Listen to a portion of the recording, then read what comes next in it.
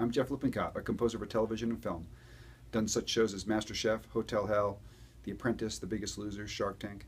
I helped form A2 with Mark Williams about 11 years ago. My first job was at about 13 years old. I was hired to sort baseball cards for a collector on the East Coast, biggest collector on the East Coast at the time. And it was a really fun job because Mickey Mantle would come into the store and Willie Mays, and you got to meet those guys. Plus, I got $20 a day to sort baseball cards, which wasn't a bad gig for a 13-year-old. So got to save up a lot of money and bought a lot of my early gadgets, my music equipment, and drums and guitars and stuff with that money. So it was a launching pad onto my first dream job.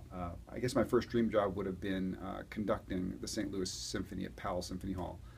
I've been working my way sort of up the ranks in Nashville as an orchestrator, conductor, composer, and wound up having an opportunity to conduct the St. Louis Symphony on New Year's Eve, and it was a really great experience to conduct at Powell Symphony Hall, and it was one of my first big gigs like that. So I'd have to consider that probably my first big dream job. My advice for someone trying to pursue their dream job. I guess I'll have to say the same things I say to my daughters, which is pursue your dream, and in pursuing it, don't pursue it for the wrong reasons. I always did music because I loved it. I never really thought I'd ever be able to make a living doing it, but I just did it because it was just what was in my heart, the passion of my soul, so to speak. And told my daughter, my oldest daughter went to school for theater. She was a theater major, theater tech actually, and she loves it. She's working in San Diego. But I told her the same thing, don't go be a nurse or do this if you're just looking for a paycheck. You'll probably figure out a way to make money, but you'll never have another opportunity in life at that age to do what you love. So, success will find you one way or the other, whether it's monetarily or whether it's just in the passion, doing, the passion of your soul. So I would say, in pursuing your dream job, pursue it for the right reasons, because it's what you love and it's where your talents lie. Define success. Well, I guess in the last question I sort of answered that, but I would say success in your life should be sort of looking down the road and sort of picturing yourself at maybe 70 years old, sitting on the porch, looking back at your life going,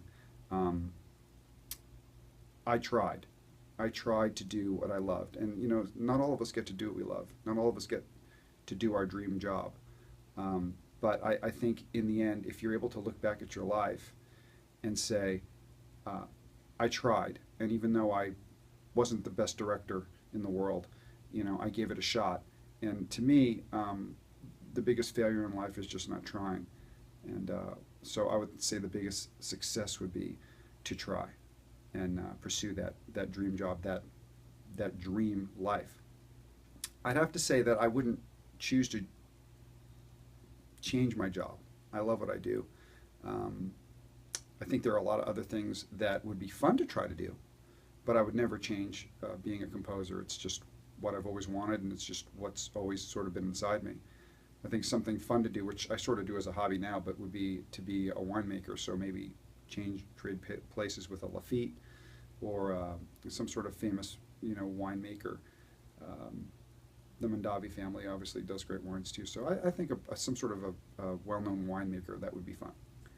My defining moment was meeting Mark, my partner at A2. I think at the time I had just moved to LA, and he approached me about forming A2, and honestly, I got here, I didn't, moving from Nashville, I got here and I didn't know what I was going to do, but meeting Mark sort of refocused me and sort of directed me into television, which at the time I really thought I was going to be moving more towards film, and I enjoy doing films, and I've done some of those too, but I think meeting Mark really did sort of change things for me, in the fact that composers typically work by themselves, and I was used to working by myself for 18, 19 years at the time, and having a partner was a little awkward for me, but it really, I think I really sort of grown through the process, and have found new ways to create music with a team, which has been really fun, and I think that's part of the reason that A2 is to been growing and been successful is that, you know, we work as a team. So that was probably my most defining moment. This is Dream Jobbing with Jeff Lippencott. Change your story.